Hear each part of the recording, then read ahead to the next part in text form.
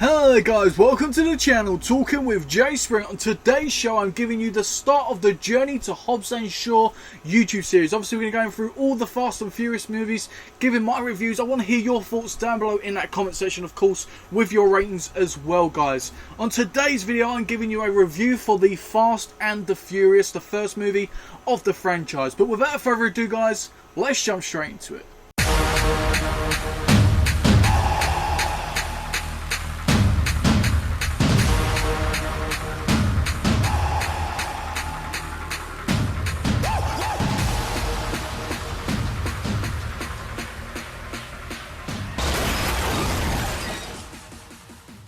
The Fast and the Furious came out in 2001. It's an action crime thriller movie around 1 hour and 46 minutes long. Now the story of this is an LA officer named Brian O'Connor must decide where his loyalty really lies when he becomes a part of a street racing world which he's been sent into undercover to destroy. Let's jump straight into the good points. Now the good points about this movie is technically at the time this movie came out, around the early 2000s, this movie was great.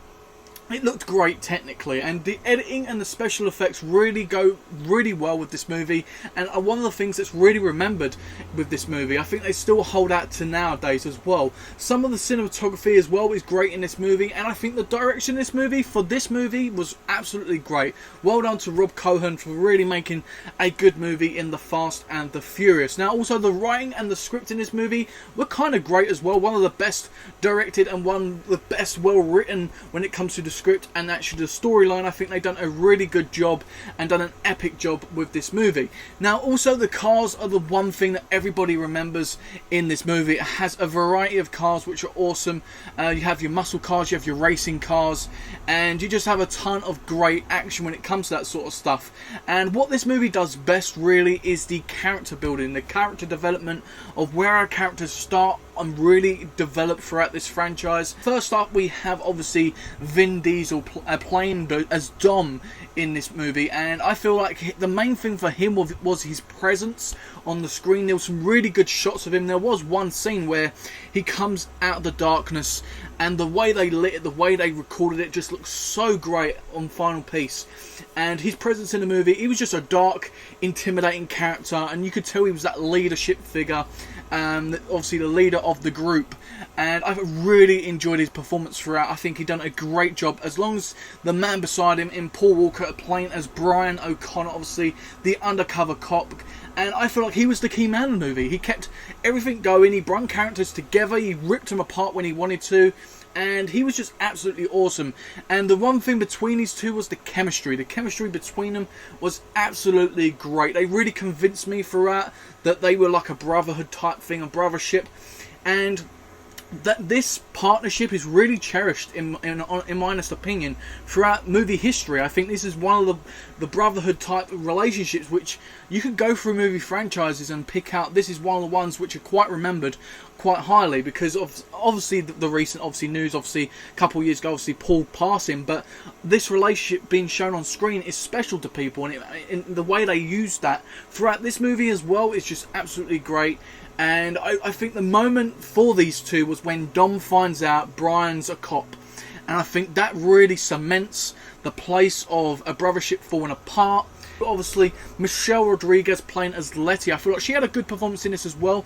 Not one of her best movies in the franchise, but I still feel like it was still a safe performance. Her character, the only reason I like her character a lot more in this one compared to others is because she was badass. She was Dom's partner, and she come in. I remember the scene where she comes in and tells these two women who are after Dom, obviously proper flirting with him, want him and stuff, because obviously he's the big guy around the street racing scene, and she pretty much tells them to get on your bike, pretty much, he's my man, sort of thing. And she does a great job with that, and she's really badass throughout the whole movie, and really goes to the end, and you really see their relationship flourish as well in this movie. Then we go on to Mia. Mia's a great character in this as well. Obviously she's one of the ones that started off this movie between obviously Brian and her, and then it causes trouble with others we'll go on to. But Mia's a special character because she's that sort of one which you can really care for. She's involved, but she's not really involved because Dom don't want her to get involved. She don't really want to get involved. She just wants a quiet life, a happy life with her family and friends.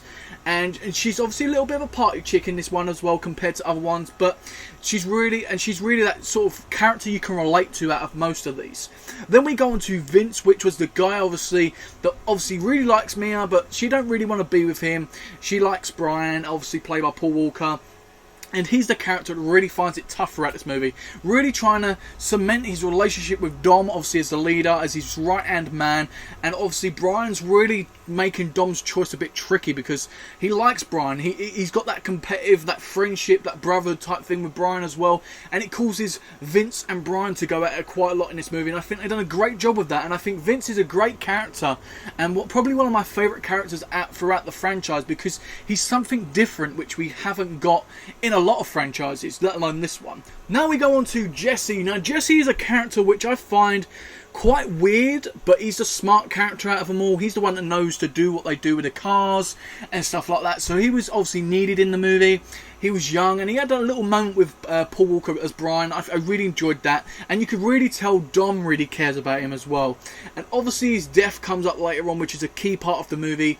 And I feel like he was a great character in the movie, even though he was quite a bit weird. I like him as a character. Now we go on to Johnny. Now Johnny, in my opinion, was a great bad guy. Now he was the bad guy of the movie, and I like the fact with bad guys, if you know my other reviews when it comes to villains, I like them having a human-related side you can connect to and understand why they're doing what they're doing, even though they're doing it bad. I like that type of villain, and he's one of them type of guys. He's got a human side, especially when he finds out he's been grassed to the cops. The cops come in, take him down. Obviously, Brian's the one, obviously, undercover. He's grassed to the cops, what he's doing, and he gets taken in humiliated by his family. Even his dad slaps him around the face, humiliated, and it was a great scene. And this leads to him obviously having a fight with Dom because he thinks Dom's the one that's grasped him. And the whole emotion of the character really comes out. And I feel like it was a great thing.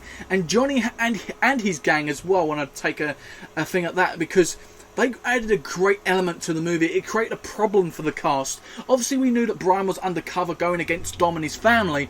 But you could tell obviously Brian was slowly getting really into there. And he didn't want to come out of it. He really understood Dom and his family and really cared for them, and you could sort of feel that. And then they needed something else just to spice things up a little bit, and I think they've done a great job with the gang and Johnny with that. Now on to the bad points. Now the bad points about this movie is the one character I really didn't find appealing throughout the movie is the character of Leon, played by Johnny Strong. I really didn't remember anything he really did. He didn't really do anything key.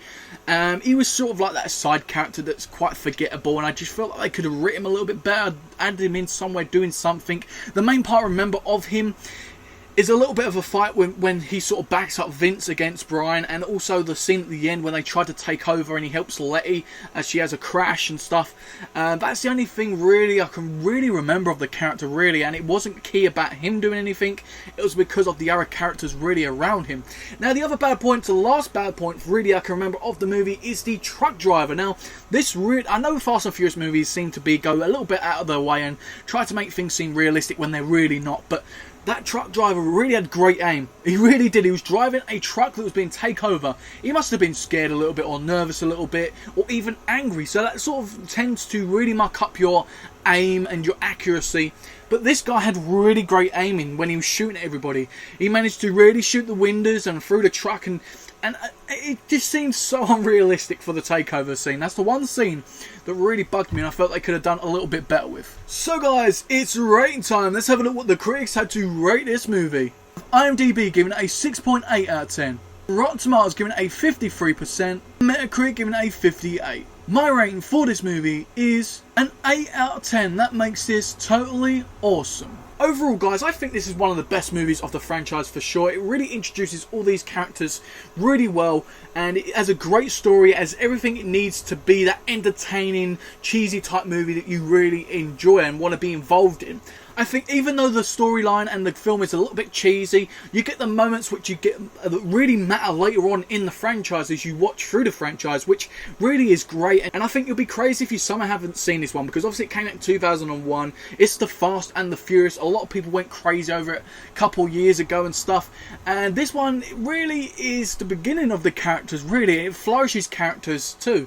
And I love the fact that this movie is how this started the street racing, and this is the one you remember for the street racing, apart from Tokyo Drift, because it's barely existent now in the franchise. Let's be honest, the street racing sort of come out of it. It's more the explosions and the missions and the cast. It's not really about being original and unique anymore with this franchise. That's the one thing that's sort of got down a little bit. Obviously I like the new stuff, but really this was original and unique in its own way, and that's why I really think this is one of the best movies. So guys, an 8 out of 10 from me from the Fast and the Furious movie. Don't forget to leave your ratings and thoughts down below in that comment section. Hopefully you guys enjoyed the video. If you simply did, smash that thumbs up. Let me know you enjoyed the content I'm giving you to carry on this journey and to give you more videos just like this one. And if you're new here, consider subscribing and hitting that bell for much more. You're not going to want to miss the stuff coming up on the channel, as well as the stuff already on the channel. We have not finished this journey yet. We've got the Too Fast, Too Furious movie review coming up tomorrow on the channel, so I don't want you guys to miss that one for sure. Without further ado, I've been me, you've been you, and I'll see you next time, guys, on Talking with Jay Springer.